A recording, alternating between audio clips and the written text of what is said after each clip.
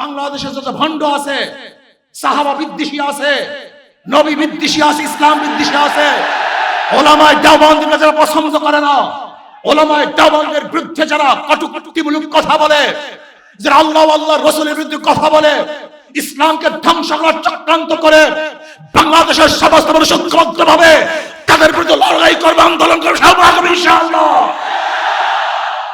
আমি মনে করি এই সম্মেলনের দুইটা দিক, হয়তো হিজবুত তাওহীদ জিরো হবে অথবা হিরো হবে, হয়তোবা জিরো হবে অথবা হিরো হবে। যদি সম্মেলন থেকে কোনো রেজাল্ট আমরা অর্জন করতে না পারি, তাহলে এই সম্মেলন মনে করবেন পুরা হিজবুত তাওহীদের পক্ষে চলে গেছে, সে ফেমাস হয়ে যাবে। আন্তর্জাতিক ইসলামের দুশমনেরা তাকে লুপে নিবে, তাকে ইসলামের বিরুদ্ধে কাজে লাগাবে, ইসলামের বিরুদ্ধে যত প্রকার ষড়যন্ত্র আছে তার মাধ্যমে করাবে। যদি এই সম্মেলন তার বিরুদ্ধে কোনো অ্যাকশনে যেতে না পারি, তাহলে গোটা সম্মেলনটা হিজবুত তাওহীদের পক্ষে, এটা আগে মাথার মধ্যে নিতে হবে। আর যদি হিজবুত তাওহীদের বিরুদ্ধে কোনো অ্যাকশনে যেতে পারি, হিজবুত তাওহীদকে বন্ধ করতে পারি, ওর মুখোশ উন্মোচন করতে পারি, সরকারকে মেসেজ দিতে পারি যে অবশ্যই হিজবুত তাওহীদকে বন্ধ করতে হবে, নয়তো এই জনগণকে কোনো অবস্থাতে থামিয়ে রাখা যাবে না, তাহলে হিজবুত তাওহীদ জিরো হবে। আমি মনে করি আমাদের ওলামায়ে কেরামরা বাতিলের বিরুদ্ধে বারবার আন্দোলন করেছে, কিন্তু সাকসেসের ধারাটা আমাদের ফান্ডে খুবই কম। কাদিয়ানীদের বিরুদ্ধে দীর্ঘদিন পর্যন্ত আন্দোলন করেছে, কিন্তু নিষিদ্ধ করতে পারিনি। বাতিলদের বিরুদ্ধে বিভিন্ন সময় আন্দোলন করেছি, কিন্তু এখনো বন্ধ করতে পারিনি। কবর পূজারী, মাজার পূজারীদের বিরুদ্ধে হাজার আন্দোলন করেছি, কিন্তু এখনো বন্ধ। এর কারণটা কি একদিন চিন্তা করেছেন?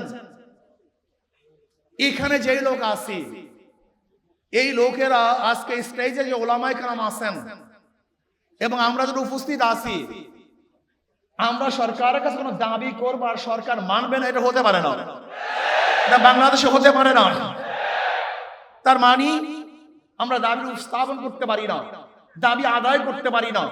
এর জন্য সরকার আমাদের কথাকে গ্রহণ করেন না, গুরুত্ব দেন না। আমি আজকে প্রস্তাব দেব আয়োজক কমিটির থেকে, আপনার স্বল্প একটা সংখ্যক স্বরাষ্ট্রমন্ত্রীর সাথে যোগাযোগ করুন, বৈঠক করুন, স্বরাষ্ট্রমন্ত্রীর সাথে বৈঠক করুন, এমনকি মাননীয় প্রধানমন্ত্রীর সাথে বৈঠক করুন। হিজবুত তাওহীদকে আমরা কেন বন্ধ করতে চাই এটা তাদেরকে বলেন, বুঝান। যদি আপনারা তাদেরকে বুঝান, আমি মনে করি অবশ্যই বুঝতে বাধ্য হবে। যদি তারা সোজা আঙ্গুলে না বুঝে, তারা বাঁকা করে আঙ্গুল তাদেরকে বুঝাবো ইনশাআল্লাহ। আমরা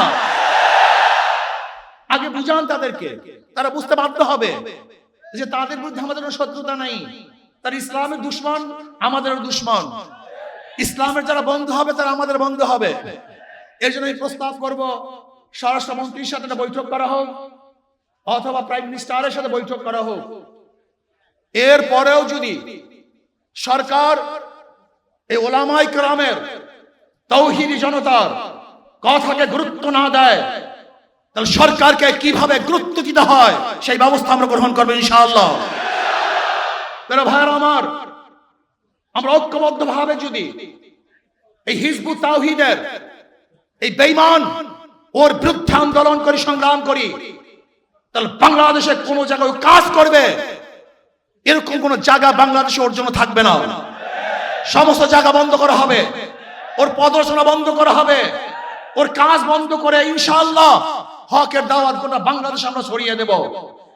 যদি ভবিষ্যতে আপনাদেরকে আবারও ডাক দেওয়া হয়, অবশ্যই ইনশাআল্লাহ আজকে যেরকম আগ্রহ করে এখানে এসেছেন, বাংলাদেশে যত ভণ্ড আছে, সাহাবা বিদ্বেষী আছে, নবী বিদ্বেষী আছে, ইসলাম বিদ্বেষী আছে, ওলামায়ে দেওবন্দকে যারা পছন্দ করে না, ওলামায়ে দেওবন্দের বিরুদ্ধে যারা কটূক্তিমূলক কথা বলে, যারা আল্লাহ আল্লাহর রাসূলের বিরুদ্ধে কথা বলে, ইসলামকে ধ্বংস করার চক্রান্ত করে বাংলাদেশের সমস্ত মানুষ ঐক্যবদ্ধভাবে তাদের বিরুদ্ধে লড়াই করবে, আন্দোলন করবে, ইনশাআল্লাহ।